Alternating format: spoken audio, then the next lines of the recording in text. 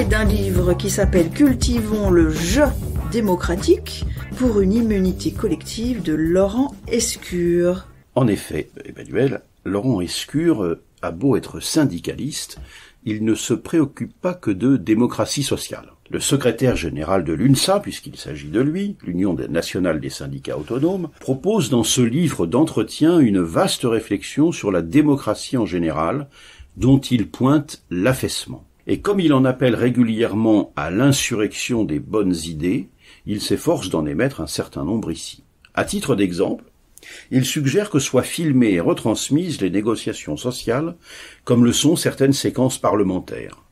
On verra ainsi les attitudes des uns et des autres, nous dit-il, ceux qui cherchent des positions qui font avancer et des solutions, et ceux qui ne discutent pas et entretiennent des postures.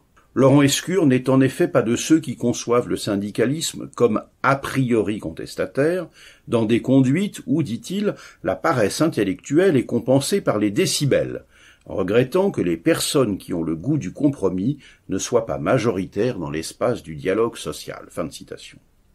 Parmi ces propositions, la création d'un passeport syndical qui permette à chacun, en toutes circonstances, en emploi, au chômage, en contrat précaire, de bénéficier de services qu'on est en droit d'attendre dans sa vie professionnelle. Accompagnement, conseil juridique, défense des droits, avantages d'un comité d'entreprise, etc., etc. Laurent Escure conçoit ce passeport comme une base, complétée le cas échéant par une adhésion classique et qui serait accessible par un modique abonnement, mettant au goût du jour les prestations fournies par les bourses du travail du syndicalisme des origines. Du reste, le patron des syndicats autonomes entend que le syndicalisme ne soit pas circonscrit à un domaine restreint. C'est ainsi qu'il consacre un certain nombre de développements à la culture scientifique, déplorant qu'elle soit tendanciellement en baisse. Le jeu démocratique, jeu JE, vous l'aurez compris, le jeu démocratique a besoin de la connaissance et de la science au service du progrès, assure-t-il, recyclant là aussi une mission exercée par les syndicats au début du siècle dernier, qui organisaient des sessions sur les avancées de la science, l'astrophysique, etc., etc. Il y avait, nous dit-il, cette culture populaire, qu'on peut même qualifier d'ouvrière, qui estimait la science et croyait au progrès par la science. Depuis les vaccins, la péridurale, le satellite, la voiture ou le frigo. On l'aura compris, Laurent Escure affirme son adhésion à la notion de progrès, à même, selon lui, d'endiguer les obscurantismes et les extrémismes de diverses natures qui assaillent nos démocraties. Inquiet pour leur devenir, il analyse notamment longuement l'ère Trump aux États-Unis, rappelant, cela a été peut-être insuffisamment souligné, que Donald Trump a recueilli 74 millions de voix sur son nom en 2020, tout en perdant, contre 62 millions en 2016 en gagnant. Mais Laurent Escure fait aussi des propositions très concrètes. Oui, en effet, Emmanuel. Concernant ce jeu démocratique, JE, à retrouver à travers un grand bouillon de culture démocratique commune, comme il nous dit, destiné à générer des anticorps pour s'immuniser contre les fléaux, c'est encore les expressions de Laurent Escure, il soumet l'idée d'un haut commissariat à la citoyenneté, chargé de former 50 millions de personnes tous les 10 ans, soit 5 millions par an. Ces formations de 3 jours seraient dispensées à travers 200 centres répartis sur le territoire et offriraient des conférences et des débats de culture générale, de culture scientifique, sur la santé publique ou la prévention. Elles comporteraient aussi des modules d'initiation ou d'entraînement au débat, de maîtrise des médias et des réseaux sociaux. Il nous dit « Je considère que ce projet est nécessaire pour empêcher que toute une partie de nos concitoyens ne s'isole ou ne s'enquiste dans le complotisme. » S'il est d'une nature optimiste, Laurent Escure ne s'aveugle pas sur l'état actuel de notre démocratie. Dans cette ère de post-vérité et de vérités alternatives, beaucoup remettent en cause absolument toute parole officielle, et plus elle est officielle, plus elle sera remise en cause, prévient-il.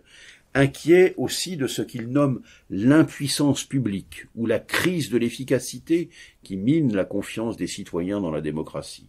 Originaire lui-même de Corrèze, L'auteur observe en outre que le débat public semble souvent ne s'adresser qu'aux insiders vivant dans des métropoles.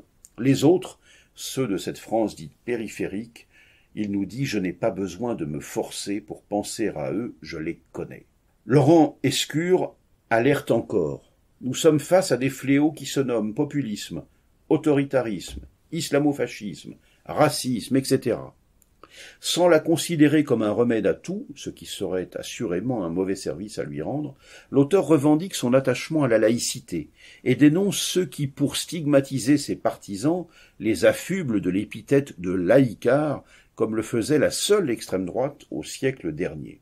Il nous dit « Je suis un humaniste universaliste qui tient à distance de la République, car contraire à elle, les communautarismes qui enferment et s'enferment », ajoute-t-il encore, et Laurent Escure conclut en nous disant qu'il entend conjuguer le goût du débat, l'exercice du doute et la pratique de la raison. Fin de citation. Voilà donc pour ce livre d'entretien de Laurent Escure, secrétaire général de l'UNSA, entretien avec Madani Chorfa, « Cultivons le jeu démocratique pour une immunité collective », ça c'est le sous-titre, paru aux éditions de l'Aube, 220 pages, 17 €. Dites-moi Philippe, pensez-vous que parmi les 34 candidats déclarés à la présidentielle à ce jour, il y en a certains ou certaines qui pourraient éventuellement retenir les propositions, on va dire, intéressantes de notre camarade Laurent Escure? À ce stade, je ne sais pas encore, Emmanuel, mais nous allons nous revoir, et donc nous aurons l'occasion